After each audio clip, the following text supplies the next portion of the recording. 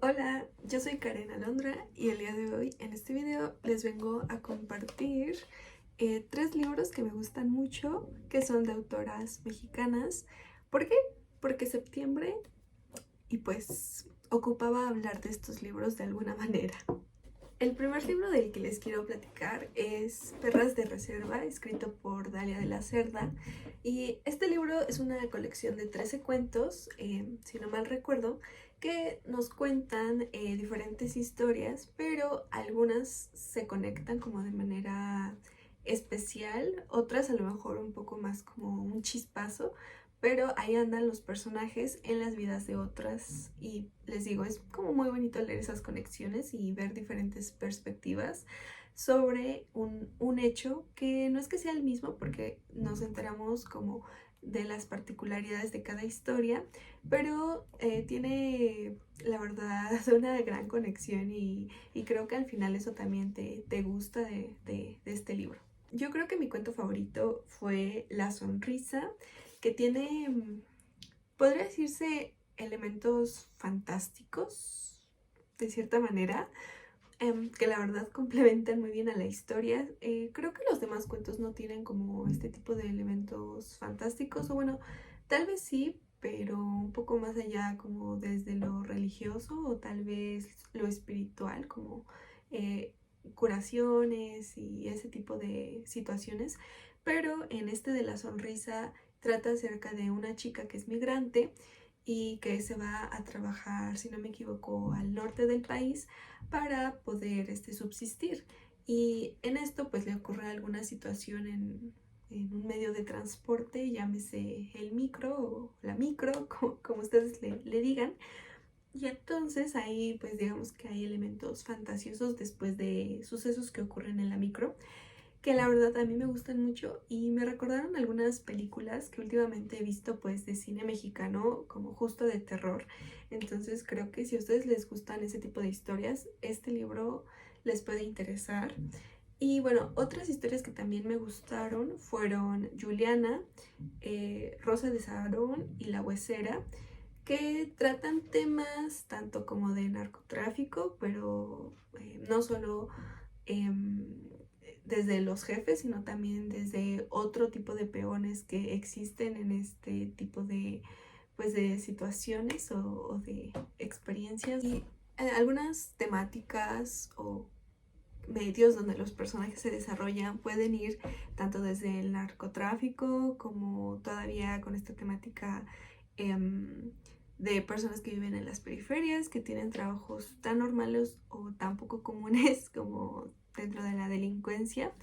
Y me parece muy interesante cómo es que la autora puede darle vida a diferentes personajes, porque creo que sí tienen em, sus personalidades un poco más divididas, o sea, no pareciera que fuera la misma persona que te la cuenta. Creo que eso es algo que pues te acaba de empalmar en el libro, que puedes leer cada uno de los cuentos y ver las diferentes perspectivas o como cambios de trama que hay, pero que les digo, al final sí podrías ver una especie de estructura o de historia construida alrededor de todos ellos.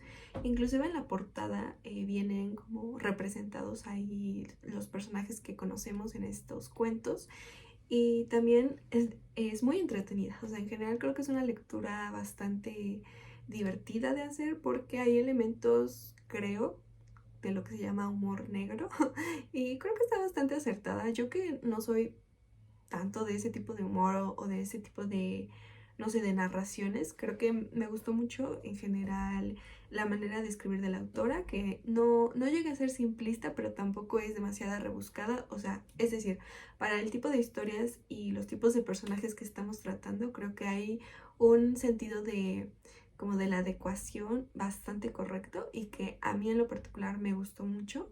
Quiero leer más de Dalia de la Cerda. Tiene ya apenas un libro que se llama, creo que, Entre los zurdos, que también me llama mucho la atención, pero ese creo que es un poco más de teoría acerca del feminismo. Entonces, ahí les platicaré si la sigo leyendo, que es lo más probable.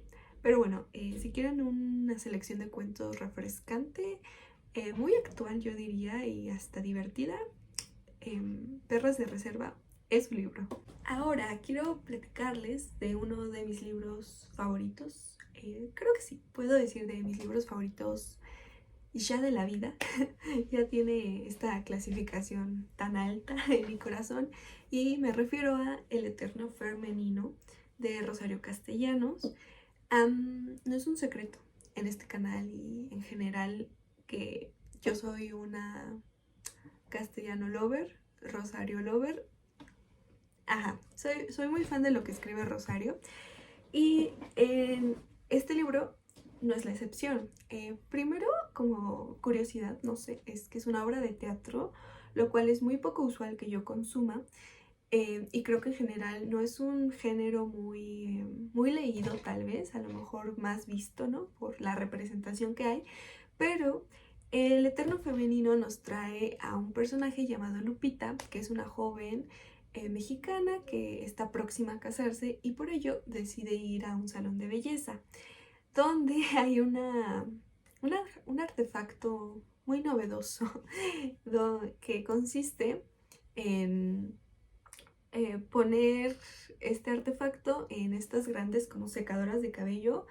No sé si ubiquen estas imágenes de las mujeres en los salones de belleza con sus revistas y este gran secador, como creo que es para hacer bases, o sea, chinos, y pues tardan como horas en ese proceso y entonces el artefacto se coloca a estas máquinas, o sea, en esta novela, ¿no?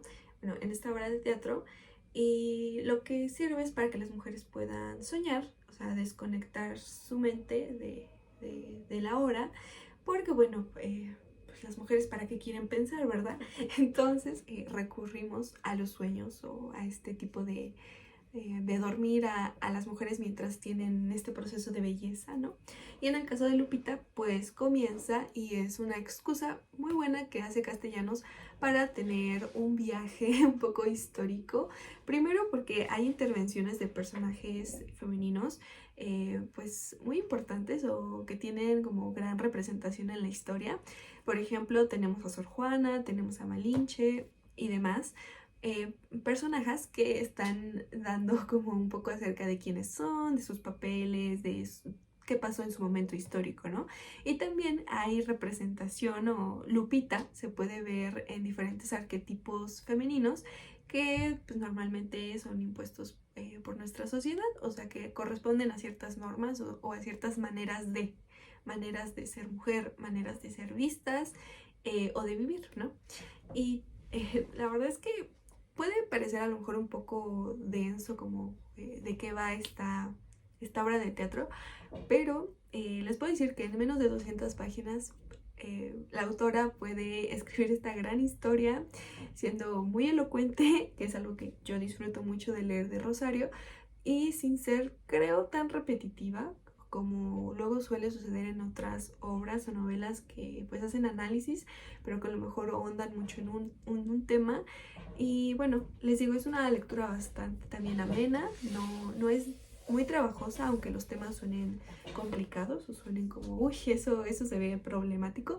Creo que puede enmarcar a la experiencia femenina, ¿no? Desde lo social de maneras muy inteligentes y muy divertidas. O sea, creo que ya he dicho divertido en este video, pero de verdad que este libro me sacó muchas sonrisas y muchas carcajadas mientras lo leía. Y como es bastante cortito, también es muy fácil de leer. Entonces creo que es un gran libro para que ustedes puedan leer en septiembre. Además de que, aunque no es una de sus obras más famosas, yo me atrevo a decir que debería ser más leída y que personalmente me gusta más que algunos otros de sus libros, como Los Combinados de Agosto o Balún Canal. Bueno, es como ya un gusto personal, ¿verdad? Pero les digo, aunque no es muy famosa, la verdad es que no es tan difícil de conseguir. Si no me equivoco, las copias actualmente están publicadas por el Fondo de Cultura. Lo pueden pedir por Amazon, está a menos de 100 pesos siempre. No se van a arrepentir, se los juro, de leer a Rosario Castellanos. Y más si es la primera vez que lo hacen. Creo que El Eterno Femenino es una gran carta de presentación para quien quiera leer a Castellanos. Y por último, quiero recomendarles Dorsal de Nadia López García, que es una gestora cultural, pedagoga y poeta bilingüe, tanto en mixteco como en español, que nació en Oaxaca, pero migró junto a su familia a la frontera, creo que en específico fue a Baja California Sur, si no me equivoco, por aquí les pongo el dato correcto. Y ahí, pues en esta área del norte, tuvo experiencias conociendo a los demás migrantes de otras zonas del país o de otros países inclusive, y gracias a esta experiencia que tiene ella en su comunidad, ¿no? Conoce a Estrella, que es una mujer trans. Y con estos recuerdos de la niñez que tiene de Estrella, de su familia, del pueblo en el que vivieron y demás, es que construye Dorsal. Según las entrevistas que he visto que le han hecho y donde ha hablado del libro, ella menciona que escribió Dorsal un poco desde una mirada sanadora en cuanto a estas vivencias que tuvo, tanto de migración como a las situaciones que ella, pues en esos ayeres, cuando era tan pequeña, no pudo haber hecho mucho, ¿saben? Por ejemplo, pues en el caso de Estrella. Y la verdad es que creo que no he mencionado, pero bueno, este libro es un poemario, es poesía, que no es tan poesía como tan tradicional, digamos, porque hay diálogos, hay un poco también de prosa, por así decirlo, que justo nos va contando esta historia de Estrella, pero la verdad es que se me hizo una cosa muy, muy bonita de leer. Me gusta mucho cómo escribe Nadia. A ella ya la había leído con otros de sus poemas, pero sobre todo con El Tren, que también está en mixteco y en español. Dorsal solo está, según, no me acuerdo si también está en mixteco. Creo que sí, bueno, pero de todas formas también está traducido al español por si ustedes quieren leerlo. Y de cualquier manera les digo, se me hace muy buena la manera de escribir, me gusta mucho su estilo pues para escribir poesía, creo que es muy cautivante. También en Dorsal se habla sobre lo onírico, o sea, todos los sueños, esperanzas que hay en las personas y el uso también de las palabras, el valor que le damos a las palabras, a pronunciarnos y a hacer. Creo que es un tema también recurrente, así como otras temáticas un poco más sensibles, como puede ser la familia o nuestras identidades. Les quiero leer uno de los fragmentos que más me gustaron, pero la verdad es que en general se me hace un texto como un poema largo con sus divisiones, claro, pero que en conjunto funciona muy bien y creo que tiene la extensión correcta en los sitios correctos. Y bueno, aquí vamos a leer un poquito de él. 6. Hay ciudades y palabras que desaparecen. Hay personas y sueños que mueren, que los asesinan. Mi abuela siempre dormía con los ojos abiertos. Mientras dormía, me gustaba preguntarle cosas sobre el cielo, las estrellas, los pájaros que me crecían en el cuerpo al tocar mi pecho. Un día todo acabará. Seremos como las estrellas, solo una luz que palpita a lo lejos, una luz que ha muerto, hace años y que aún no sabe que ha muerto. Por eso sigue brillando. Las estrellas piensan que duermen, pero en realidad ya han muerto. Eso es todo por el video de hoy. Espero alguno de estos libros les llame la atención y que les gusten. Y si ya leyeron algo, déjenme en los comentarios. Yo mientras sigo pensando qué otros videos hablando sobre libros les puedo traer. Y bueno, espero tengan un muy bonito inicio de septiembre, que disfruten, bailen, coman pozole y muchas cosas bonitas. Adiós.